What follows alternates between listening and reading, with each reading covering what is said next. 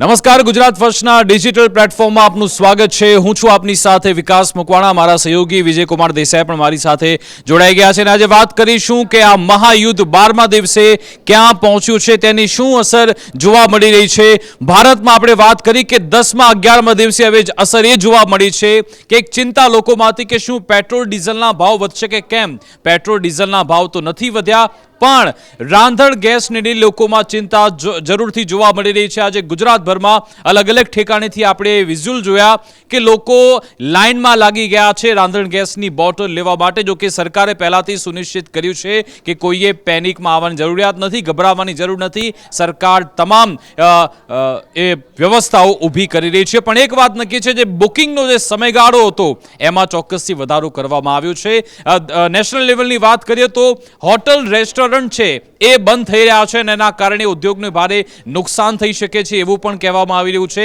સાથે સાથે આપણી જોડે પર્યાપ્ત માત્રામાં ઓઇલનો જથ્થો છે એ પણ સુનિશ્ચિત કરી દેવામાં આવ્યું છે, પણ સવાલ એ છે કે 1 મહિના સુધીનો કે 2 મહિના સુધીનો સ્ટોક તો છે, પણ જો યુદ્ધ વધારે આગળ ચાલ્યું તો શું થશે એ વિશે પણ આપણે વાત કરીશું। સાથે સાથે ગઈકાલે ભારતના વિદેશ મંત્રી અને ઈરાનના વિદેશ મંત્રીએ બંને પણ ટેલિફોનિક વાતચીત કરી છે અને ઈરાને એ તમામ વિગતવાર ડે 1 થી લઈ અત્યાર સુધીની જે વાત છે, ઈરાન તરફનું પોતાનું વ્યૂ છે એ ભારત સમક્ષ રજૂ કર્યું છે, એ વિશે વાત કરીશું। અને હવે આવીએ ડોનાલ્ડ ટ્રમ્પ, બેન્જામિન નેતન્યાહુ અને ખામેનીના પુત્ર, આખરે એ ત્યાં ઈરાનમાં શું થઈ રહ્યું છે આપણે વાત કરીશું, કારણ કે 2 થિયરી ચાલી રહી છે। એક તો એ કે શું મોજતુબા ખામેની એ જીવિત છે કે પછી ગંભીર રીતે ઘાયલ છે, એને લઈ મોટો ખુલાસો થયો છે, એ વિશે વાત કરીશું। ઈરાને એક નવી ચેતવણી આપી દીધી છે મિડલ ઈસ્ટના દેશોને। પહેલા તો એમણે કહ્યું કે તમે અમારા ઓઇલ ઇન્ફ્રાસ્ટ્રક્ચર પર એટેક કર્યો, હવે અમે તમારા વોટર ઇન્ફ્રાસ્ટ્રક્ચર પર એટેક કરીશું। ન માત્ર વોટર ઇન્ફ્રાસ્ટ્રક્ચર,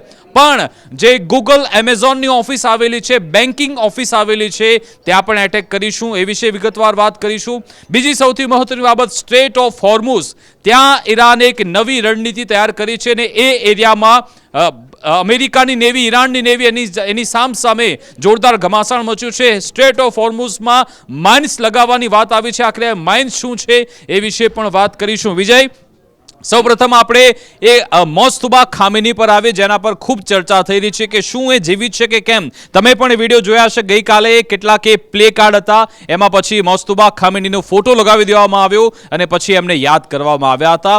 વેસ્ટર્ન મીડિયા એવો દાવો કરી રહી છે કે મોજતુબા ખામેની ઘાયલ છે અને હોસ્પિટલમાં તેમની સારવાર ચાલી રહી છે। ઈરાન દાવો કરી રહ્યું છે કે સંપૂર્ણપણે સ્વસ્થ છે, એ બાબતે શું કહેશો? બિલકુલ, અમેરિકન મીડિયાનો દાવો છે ને સાથે સાથે મિડલ ઈસ્ટના જે મોટા ન્યૂઝ આઉટલેટ છે એ તમામે પુષ્ટિ કરી છે કે મુજબતા ઘાયલ થયેલા છે।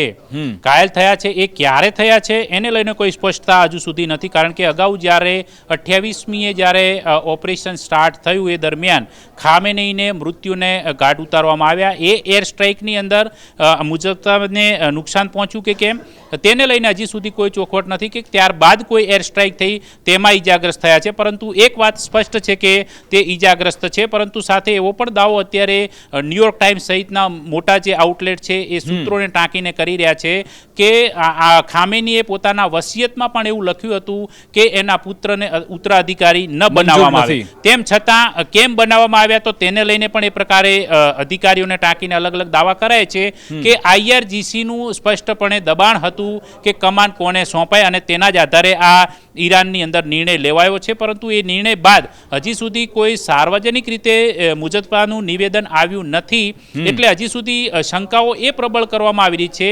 મીડિયા થકી કે મુજબતા જીવિત છે કે કેમ, ઘાયલ છે કે કેમ, એટલે એ અટકળો ચાલી રહી છે। પરંતુ ઈરાનની અંદર આ પ્રકારની કોઈ અટકળો નથી। ઈરાન સતત આ પ્રકારના સમાચારોને અવગણી રહ્યું છે કે એ મુદ્દે કોઈ પુષ્ટિ કરતું નથી કે એને નકારતું પણ નથી, એટલે લોકોમાં એ ચર્ચા વધારે અસમંજસ પેદા કરી રહી છે। બિલકુલ, ઈરાનના જે રાષ્ટ્રપતિ છે એ પેઝેશ્કિયાન, એમના સલાહકાર તરફથી હમણાં એ પુષ્ટિ કરવામાં આવી કે આ તમામ દાવા ખોટા છે, અહીંયા મોસ્તુબા ખામીની સંપૂર્ણ સ્વસ્થ છે. એ વેસ્ટર્ન મીડિયાનો પોતાનો એક નેરેટિવ છે. અહીંયા એ રીતનું નેરેટિવ જાય એટલા માટે એવા મીડિયા અહેવાલ દર્શાવવામાં આવી રહ્યા છે. જો કે ખેર આ ચર્ચા તો થઈ રહી છે. ડોનાલ્ડ ટ્રમ્પે પણ જે તસવીર છે એને લઈ એક મીમ તૈયાર કર્યું હતું, એના વિશે પણ આવીશું. પણ હવે સ્ટેટ ઓફ હોર્મુઝ પર આવી જઈએ કે માઇન્સની વાત થઈ રહી છે કે ત્યાંથી જેટલી પણ શિપ પસાર થઈ જાય એને એટેક કરવા માટે એક રણનીતિ ઈરાને તૈયાર કરી છે. અને એની સામે ગઈકાલે ડોનાલ્ડ ટ્રમ્પ એ પણ લાલગુમ થયા હતા. એમણે કહ્યું કે જો તમે આવું દુસ્સાહસ કર્યું તો ઈરાનને અમે ખેદાન મેદાન કરી નાખીશું. આખરે સ્ટેટ ઓફ હોર્મુઝને ત્યાં ઇમ્પેક્ટ પડે એ માટે ઈરાને શું રણનીતિ તૈયાર કરી છે?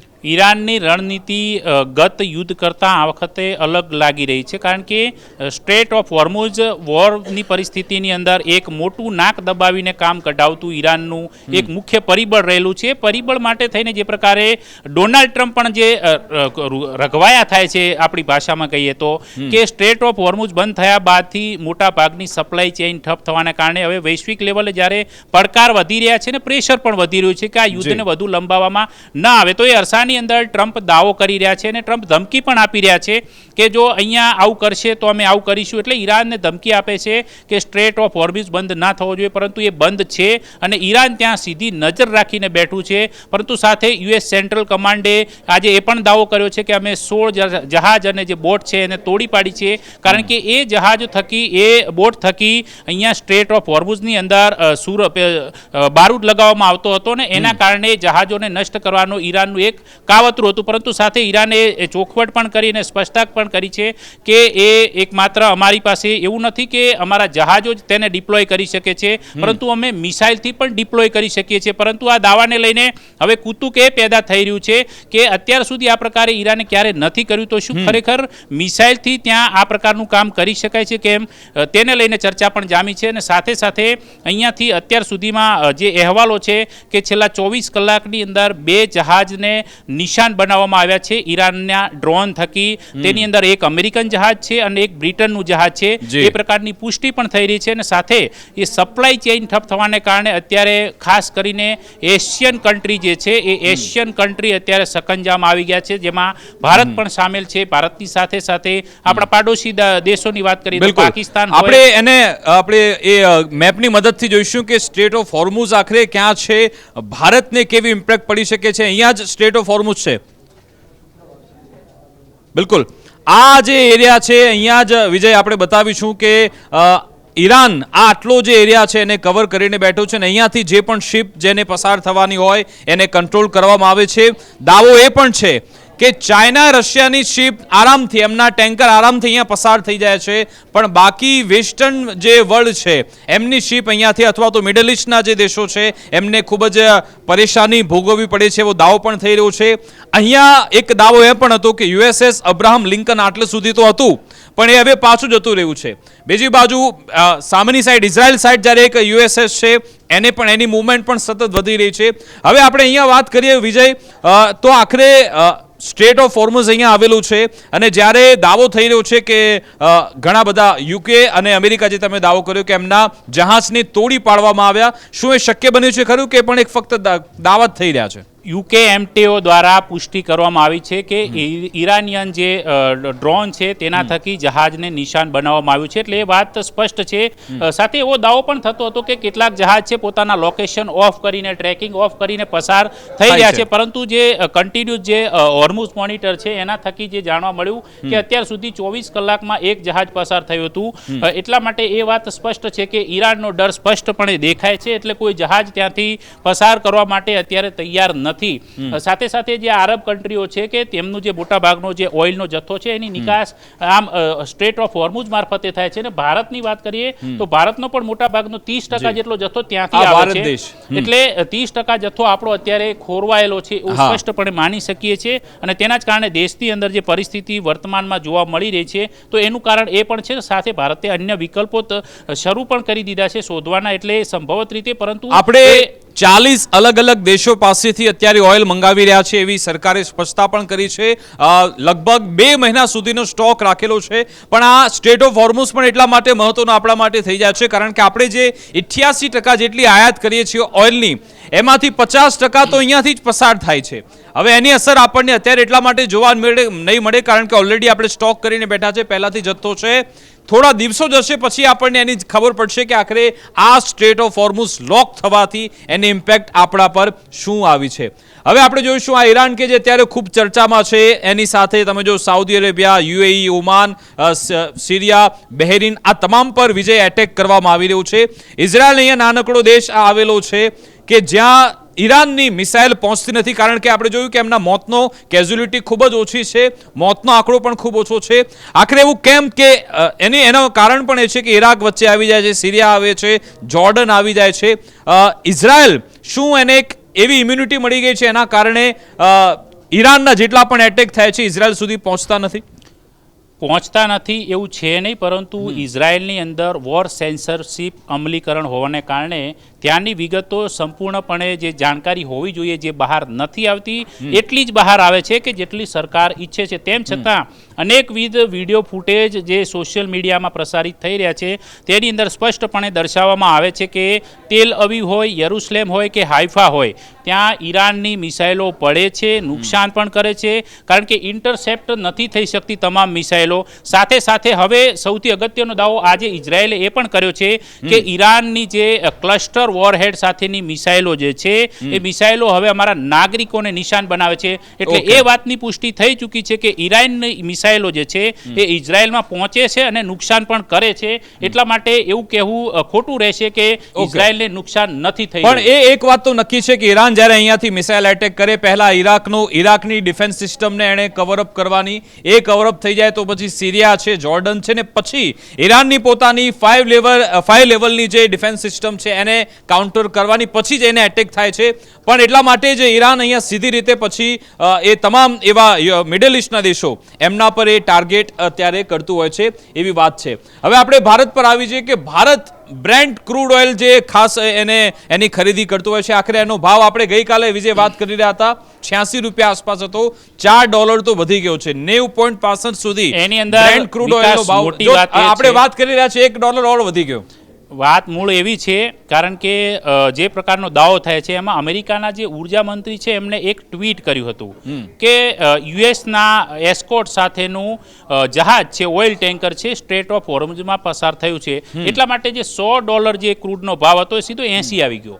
અને ત્યારબાદ 20 મિનિટ બાદ એ ટ્વીટ, એ પોસ્ટને એવો ડિલીટ કરે છે. અને ત્યારબાદ વ્હાઇટ હાઉસ એવી સ્પષ્ટતા કરે છે કે આ પ્રકારનું થઈ શકે છે, આવું થયું નથી. એટલે બજારને મેન્યુપ્લેટ કરવાનો સીધો આરોપ ઈરાને લગાવ્યો છે. ને ઈરાને એની સાથે કટાક્ષ કરીને મશ્કરી પણ કરી અમેરિકાની કે તમે આવું જ કરી શકો છો, બીજું તમારાથી કંઈ નહીં થાય. એટલા માટે જે ક્રૂડના ભાવ જે 80 પહોંચ્યા હતા અમેરિકી ક્રૂડ, એ હવે 91 પહોંચ્યા છે. અને સંભવત રીતે ઈરાન જે દાવો કરે છે કે એમના જે ખાર્ગ ટાપુ પર અમેરિકાની જે કાળી નજર રહેલી છે, જો એ કોઈ પણ પ્રકારનું કૃત્ય થશે તો $200 બેરલ ખરીદવા માટે તમે તૈયાર રહેજો. એટલે ઈરાને ચેતવણી આપી હતી કે આ ગેમની શરૂઆત તમે કરી હતી.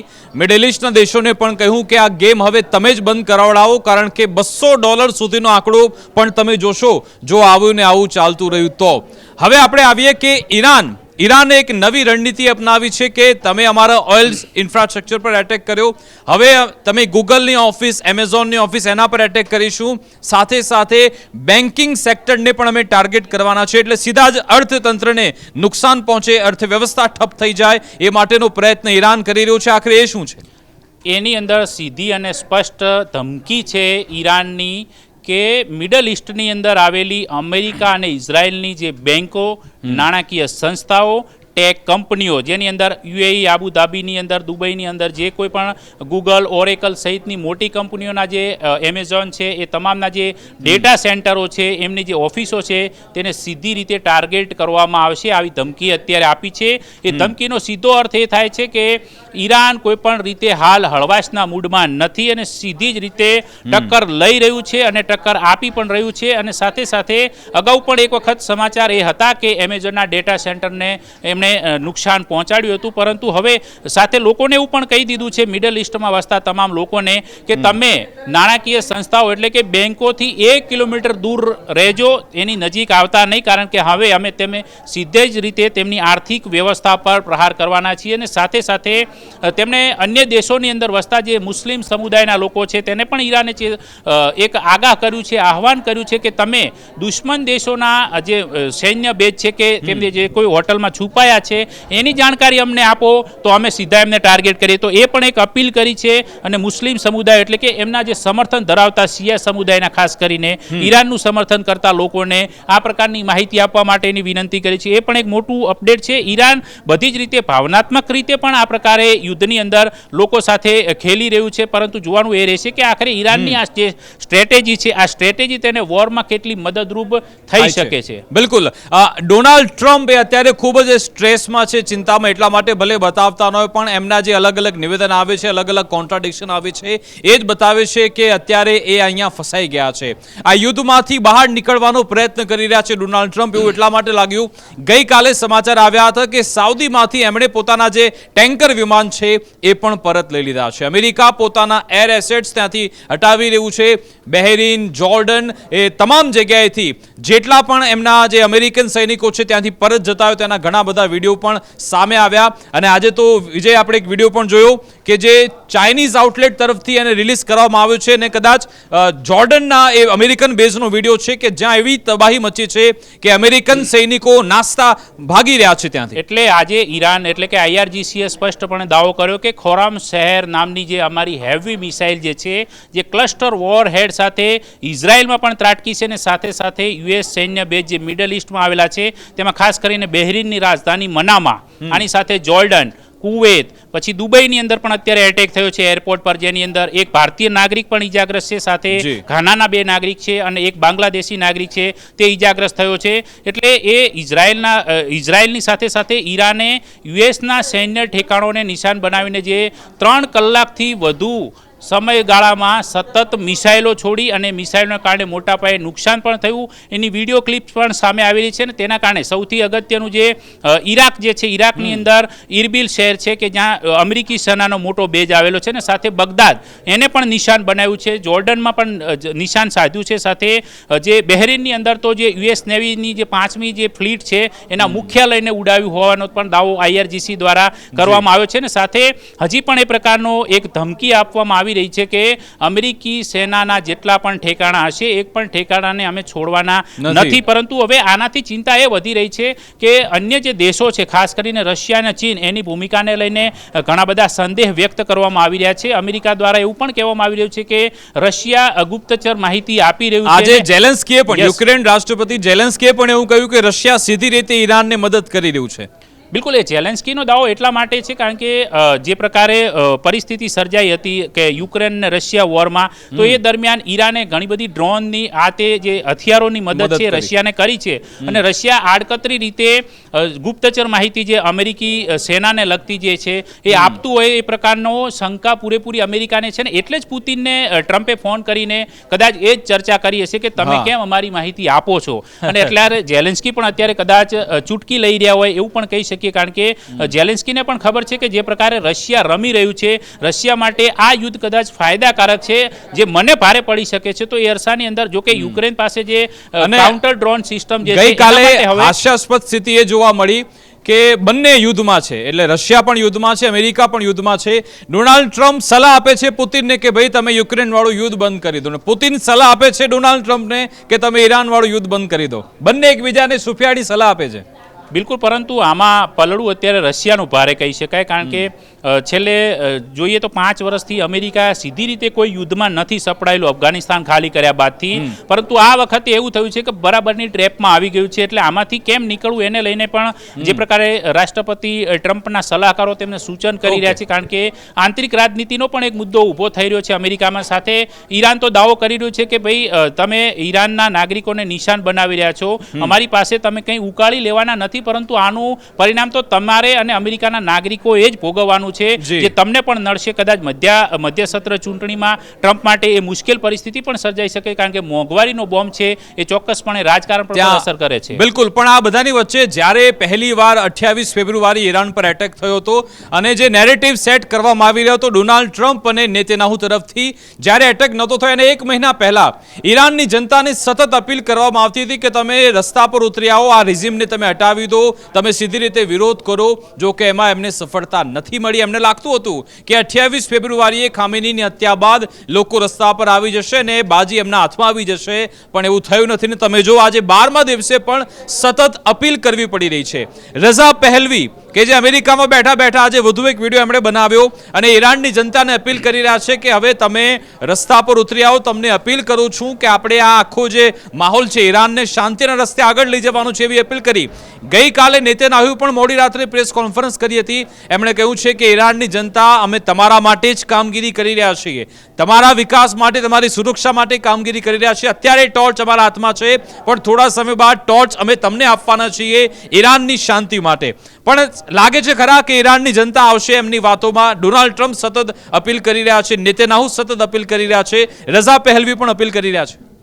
હુમલા પહેલાં થયેલા ઉગ્ર પ્રદર્શનો અને ત્યારબાદ થયેલો હુમલાની અંદર જે પ્રકારે નિશાન અમેરિકા અને ઇઝરાયેલે બનાવ્યા છે ઈરાનના નાગરિકોને, ઈરાનના ઠેકાણાઓને, એટલે રાષ્ટ્રીય સંપત્તિ માટે ઈરાનની જે નાગરિક છે, ઈરાનના નાગરિકોની અંદર જે પ્રકારનો જોમ, જુસ્સો અને ઉત્સાહ દેશ માટે હોવો જોઈએ એ અકબંધ છે એવું સ્પષ્ટપણે કહી શકાય. અન્યથા બળવો કરીને શાસન પરિવર્તનની અમેરિકાની જે ટેકનિક વર્ષો જૂની છે એ ટેકનિક અહીંયા કારગર નથી નીવડવાની. એ વાત અમેરિકાના પણ કેટલાક જે think મારું tank માનવું છે કે કદાચ જો આ લોકોએ ફક્ત ડિફેન્સ ઇન્ફ્રાસ્ટ્રક્ચર અથવા તો જે પોલિટિકલ લીડરશિપ છે એને ટાર્ગેટ કર્યો તો વાંધો નહોતો, પણ જે રીતે માસૂમ બાળકોના 160 બાળકોના મોત થયા, સિવિલિયનને ટાર્ગેટ કરવામાં આવ્યા, એના કારણે ઈરાનની જનતાને ખબર પડી કે આ લોકો તો અમારા વિરુદ્ધમાં છે, અમને જ ખેદાન મેદાન કરવા આવે છે. એટલા માટે લોકોની સહાનુભૂતિ ઈરાનના લોકોની અમેરિકા અને ઇઝરાયલ માટે નથી એવું કહી શકાય. બિલકુલ નથી એનું માટે, કારણ કે અગાઉ એવું હતું કે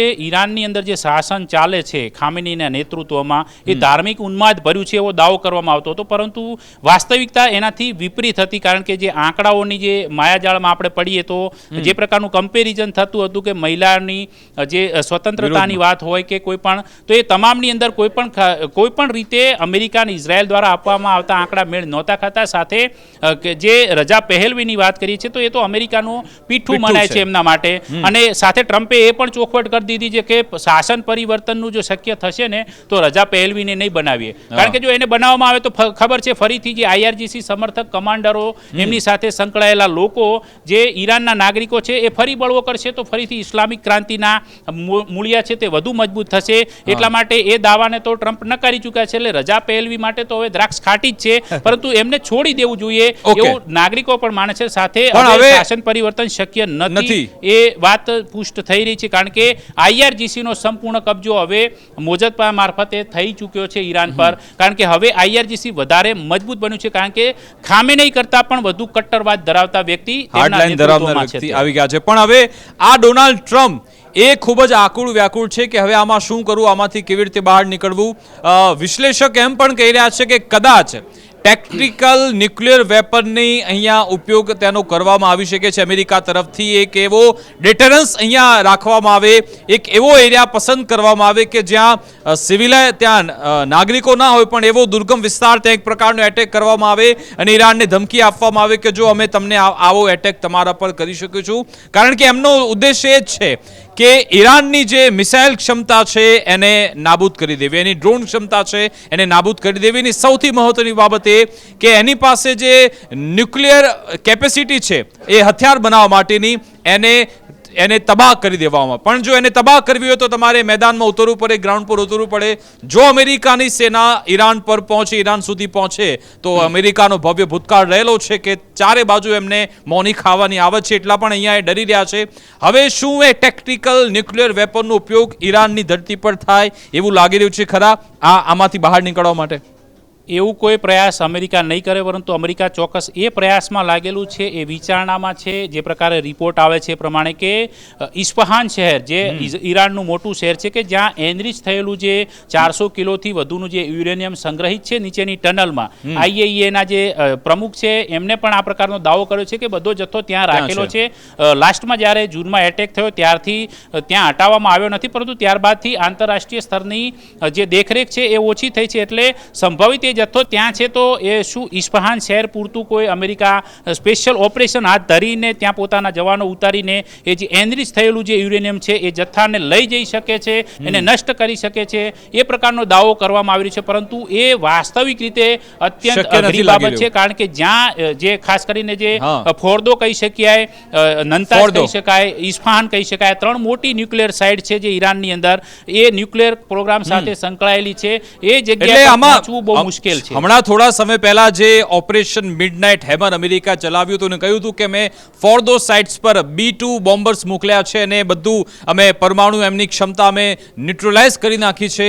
તો શું એ વખતે એમનો જે હુમલો છે એ નિષ્ફળ ગયો છે એવું કહી શકાય? કે જો નિષ્ફળ નથી ગયો તો પછી તમારે અત્યારે એટેક કેમ કરવો પડ્યો? અને બીજી સૌથી મહત્વની બાબત છે કે boots on the ground, America શું એ પગલું ભરશે કે કેમ કે પોતાના જવાનોને ત્યાં ઈરાનની ધરતી પર મોકલે? કારણ કે ઈરાન એ ગોરિલા યુદ્ધમાં માહિર છે. IRGC નહીં મોકલે એનું કારણ છે કારણ કે પેન્ટાગોને આજે જે પ્રકારે અત્યાર સુધી દાવો કરવામાં આવતો હતો કે કેટલા અમેરિકન સૈનિકોને નુકસાન થયું છે મિડલ ઇસ્ટમાં આ યુદ્ધની અંદર, તો આજે પહેલી વખત પેન્ટાગોને સ્વીકાર્યું છે કે 140 સૈનિકો અમારા ઈજાગ્રસ્ત થયા છે. તે પૈકી 100 સમથિંગ જે સૈનિકો છે સારવાર બાદ પરત ફર્યા છે, પરંતુ 7 સૈનિકોના કુવૈત અને સાઉદી અરેબિયાની અંદર મૃત્યુ થયા છે.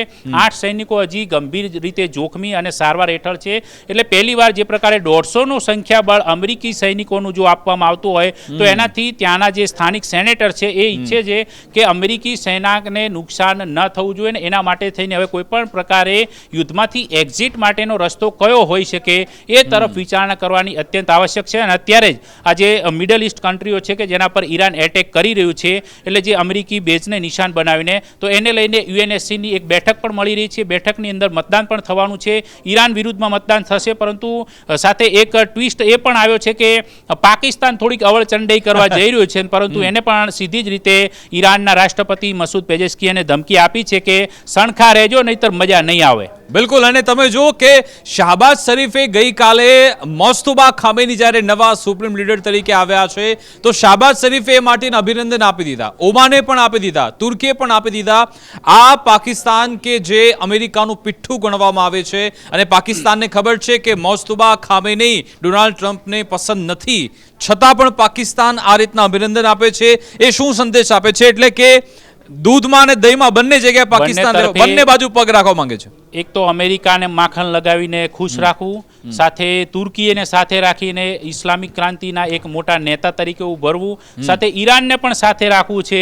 સાઉદી અરબ સાથે તો એની જે સંરક્ષણ ડીલ થયેલી છે એ ડીલ અંતર્ગત, કારણ કે ઈરાન સાઉદી અરબ પર અત્યારે એટેક કરી રહ્યું છે એવું સાઉદી અરબ સંપૂર્ણપણે માને છે, પરંતુ ઈરાન સ્પષ્ટ કરે છે કે અમે સાઉદી અરબ પર નહીં પરંતુ સાઉદી અરબમાં આવેલા અમારા દુશ્મન અમેરિકાના ઠેકાણાને નિશાન બનાવે છે. એટલે લોકોની એક નજર એ પણ હતી કે તાજેતરમાં સાઉદી અરબ ને પાકિસ્તાન વચ્ચે જે સંરક્ષણ ટ્રીટી જે થઈ છે એ અંતર્ગત જો સાઉદી પર એટેક કરવામાં આવે તો એ એટેક પાકિસ્તાન પર પણ માનવામાં આવે અને બંને સાથે મળીને દુશ્મન પર હુમલો કરવો. પરંતુ અત્યાર સુધી કેમ પાકિસ્તાન આગળ નથી આવ્યું? તો શું એવું માનવું રહ્યું કે હવે એ સંરક્ષણ ટ્રીટી તૂટી ગઈ કે કેમ? એટલે જ પાકિસ્તાનના વડાપ્રધાને રાષ્ટ્રપતિ પેજેસ્કિયનને ફોન કર્યો, પરંતુ પેલા જે પેજેસ્કિયન છે તેમને તો સ્પષ્ટ ભાષામાં કહી દીધું કે આ યુદ્ધ વિસ્તરી રહ્યું છે, એટલે તમે આની અંદર ન પડો તો સારું. ઇન શોર્ટ, કારણ કે જો આમાં પડશો તો તમારા સુધી પણ આની અસર વર્તાશે. અને એ તો જ્યારે સરહદી વિસ્તાર લાગતો હોય, કારણ કે પાકિસ્તાન તો ઓલરેડી અફઘાનિસ્તાન સાથે અત્યારે ટક્કરમાં છે. એમાં પણ એક હાસ્યાસ્પદ સમાચાર એ આવ્યા છે કે અફઘાન તાલિબાનો સાથે શાંતિ વાર્તા માટે થઈને 3 આતંકવાદીઓને શાંતિ દૂત બનાવીને પાકિસ્તાને મોકલ્યા છે. એટલે એ અરસાની અંદર પાકિસ્તાન બધી રીતે ઘેરાઈ જાય એવી પરિસ્થિતિનું જાતે કરીને પેદા કર્યું છે. અને સાથે એક વસ્તુ એ કે જે પ્રકારનું સંકટ સ્ટ્રેટ ઓફ હોર્મુઝને કારણે આવ્યું છે તો 2 મહિના સુધી પાકિસ્તાનમાં મંત્રીઓએ પગાર નથી લેવાનો અને સાંસદોના પગારમાં 20% કાપ Work from મુકાયો home, છે. શાળાઓ બહાર બંધ. ફરવા જવું નહીં એટલે કે વારંવાર જે વિદેશ પ્રવાસ. કરાચી ઇસ્લામાબાદથી જે ઉડાણો ભરે છે એ ઉડાણો પર પણ પાકિસ્તાને રોક લગાવી દીધી છે. શાળાઓ પણ 2 અઠવાડિયા બંધ છે. એટલે આ બધી પરિસ્થિતિમાં પાકિસ્તાનને પણ અસર પડી રહી છે, પરંતુ તેમ છતાં પાકિસ્તાનને હજી ડાપણની જે દાઢ છે એ આમ તેમ ખસક્યા કરે છે, પરંતુ ક્યાંક એ આમાં આવે તો લેવરાઈ પણ જાય. બિલકુલ. અને તમને યાદ હશે કે પાકિસ્તાન અને સાઉદી અરેબિયાએ એ પ્રમાણેના પેક્ટ કરેલા છે, કરાર કરેલા છે કે જો સાઉદી અરેબિયા પર એટેક થાય તો એનો મતલબ કે પાકિસ્તાન પર એટેક થયો છે, જો પાકિસ્તાન પર એટેક થાય તો સાઉદી અરેબિયા પર એટેક થયો છે. તમે જો હમણાં જ અરસામાં બંને દેશ પર એટેક થઈ ચૂક્યા છે, પણ બંને બોલવા તૈયાર નથી, બંને ચૂપ છે. કોઈએ પણ આ બાબતે જાણે કે માની લો પાકિસ્તાન પર અફઘાનિસ્તાને હુમલો કર્યો, સાઉદી અરેબિયા ચૂપ છે. ઈરાને સાઉદી અરેબિયા પર એટેક કર્યો તો પાકિસ્તાન પણ ચૂપ છે. એટલે આ કરાર ફક્ત કાગળ પર જ છે. આપણે જે કહેવામાં આવે છે ને કે બધા કામ કાગળ પર જ છે, અહીંયા પણ એવું જ થયું. બિલકુલ એ જ થયું. અને સાથે એક સમાચાર એવા પણ આવ્યા છે કે ઇઝરાયલના પૂર્વ પીએમ જે નેફ્તાલી બેનેટ જે છે એમણે તો હવે ઈરાનથી પણ વટીને આગળ તુર્કીને પોતાના માટે એક મોટો ખતરો મનાવ્યો છે. જો કે તુર્કી નાટો સાથે પણ સંકળાયેલું છે એટલા માટે કદાચ સંભવ નથી, પરંતુ જે પ્રકારે તુર્કીની હરકતો વર્તમાન સમયની અંદર લાગી રહી છે તો ઇઝરાયલ તરફથી આવતું આ નિવેદન છે એ પણ આ મિડલ ઇસ્ટની અંદર ખાસ કરીને આગામી સમયમાં જોખમી બની શકે છે. પરંતુ હાલ ઈરાન, અમેરિકા અને ઇઝરાયલ એટલે ખાસ કરીને ઇઝરાયલના સાથે રહીને અમેરિકાએ જે પ્રકારનું પગલું ભર્યું, પરંતુ ડગલું ભરતા ભરાઈ ગયું છે. હવે પીછે કેમ હટવું એના જેવી પરિસ્થિતિ થઈ છે, પરંતુ પારોઠના પગલાં ભરાવે એવી ઈરાનની જે વ્યૂહ નીતિ છે એ દિન પ્રતિદિન મજબૂત થઈ રહી છે. એટલે ઈરાને તો નક્કી જ કર્યું છે કે મેં બરબાદ હોના ચાહતા હું, એટલે કે તમે આવો મારી પર એટેક કરો ગમે એટલો, અમે તો પરમાણુ હથિયાર બનાવીને જ રહીશું. અને સાથે સાથે ભારતની વાત કરીએ તો ભારતની ડિપ્લોમેટિક ચેનલ પણ ચાલુ જ છે. આપણે જે દિવસે 28 ફેબ્રુઆરીએ એટેક થયો હતો એના અડધા કલાકમાં જ આપણા વિદેશ મંત્રીએ ઈરાનના વિદેશ મંત્રી સાથે વાત કરી હતી. ગઈકાલે પણ ખાસી એવી લાંબી વાતચીત થઈ છે. એટલે કે ભારત આમાં ન્યુટ્રલ છે એ સતત આપણે બતાવવાનો પ્રયત્ન કર્યો છે.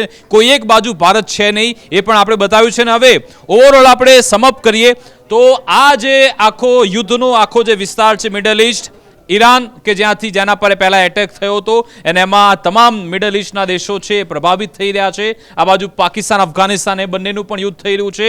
ભારતમાં તેની અત્યારે શું અસર? અત્યાર પૂરતી એલપીજી ગેસની થોડી અછત છે અને સાથે સાથે કોમર્શિયલ ગેસની અછત આવી રહી છે. પેટ્રોલ ડીઝલની કોઈ અછત નહીં થાય અથવા તો એને લઈ કોઈએ પેનિક આવું નહીં એવી સરકારે અત્યારે આશ્વાસન તો આપી દીધું છે. જોવાનું રહેશે કે હવે એમાં ભારત પર તેની બીજી કોઈ અસર થાય છે કે એના માટે થઈને વિકાસ ગઈકાલે જે પ્રકારે કેન્દ્રીય મંત્રીમંડળની એક બેઠક હતી પીએમ મોદીની અધ્યક્ષતામાં, તેની અંદર મંત્રીઓ અને તમામ વિભાગના મંત્રાલયોને પણ એક સુવ્યવસ્થિત સંકલન કરીને સુચારુ રૂપે સમગ્ર વ્યવસ્થા જળવાઈ રહે તે માટે થઈ અને સંભવિત પડકારો છે તેને પહોંચી વળવા માટેની જે કામગીરી છે તેને સુનિશ્ચિત કરવા માટેની દિશા નિર્દેશ છે તે પણ વડાપ્રધાને આપ્યા છે. પરંતુ સાથે જે પેટ્રોલિયમ મંત્રાલય છે તે સતત એક્ટિવ છે. દિવસમાં 3 વખત બેઠકો થઈ રહી છે. સમગ્ર જે પુરવઠો છે તેની સપ્લાય ચેનને લઈ અને જે પુરવઠો છે એની પણ સમીક્ષા કરવામાં આવી છે. પરંતુ તેમ છતાં દેશના અલગ અલગ રાજ્યોમાંથી જે દ્રશ્યો અને અહેવાલો આવી રહ્યા છે કે મોટાભાગે ખાસ કરીને હોટલ રેસ્ટોરન્ટ એસોસિએશન તરફથી જે નિવેદનો આવે છે તેની અંદર મોટાભાગના રાજ્યોની અંદર હોટલ માલિકોને, રેસ્ટોરન્ટ માલિકોને કોમર્શિયલ પુરવઠો નથી મળી રહ્યો ગેસનો, જેના કારણે મોટા પ્રમાણમાં તકલીફ સર્જાય છે. પરંતુ ઘરેલું અને સાથે પરિવહન એટલે કે સીએનજી એના માટેનો જથ્થો સંપૂર્ણપણે ઉપલબ્ધ છે. સાથે અન્ય પેટ્રોલિયમ પ્રોડક્ટ્સની અંદર ઈંધણ માટે વપરાતું પેટ્રોલ, ડીઝલ હોય એનો જથ્થો પણ હાલ પૂરતો યોગ્ય રીતે છે. સાથે તમામ જે રિફાઇનરીઓ છે મેંગ્લોર, વિશાખાપટ્ટનમ એ સંપૂર્ણપણે 100% કાર્યરત છે, જેના કારણે હાલ કોઈ અછત નહીં સર્જાય. પરંતુ જે પ્રકારે એલપીજીને લઈને જે અછત છે એનું કારણ સ્ટ્રેટ ઓફ હોર્મુઝ બંધ થવાનું છે, પરંતુ એનો પણ વિકલ્પ શોધવામાં આવી રહ્યા છે અને સંભવત એ પણ દૂર થઈ શકે છે. બિલકુલ. એટલે કે કુલ મળીને આખો વિસ્તાર વોર ઝોનમાં છે અને અહીંયા ઈરાન ઇઝરાયલ પર એટેક કરી રહ્યું છે. આ તમામ જે મિડલ ઈસ્ટના દેશો છે એના પર એટેક થઈ રહ્યું છે. અહીંયા સ્ટ્રેટ ઓફ હોર્મુઝ કે જે અમેરિકન નેવી અને ઈરાનની નેવી એ પણ આમને સામને છે, તમામ પર એટેક થઈ રહ્યું છે. આ તણાવ છે. ભારતમાં એલપીજી ગેસ એની અછતની વાત આવી છે. હવે આખું જે અમેરિકા એક નવી રણનીતિ સાથે આગળ વધી રહ્યું છે કે કદાચ જે ટેક્ટિકલ ન્યુક્લિયર વેપન એની અત્યારે ચર્ચાઓ થઈ રહી છે, શું એનો ઉપયોગ થશે કે કેમ, શું આ તણાવ ભર્યો માહોલ ઓર વધારે ઉગ્ર થશે, એના પર મારી નજર બનેલી છે. આવા જ અપડેટ્સ માટે આપ જોતા રહો ગુજરાત ફર્સ્ટ ન્યૂઝ. અમને રજા આપશો. નમસ્કાર.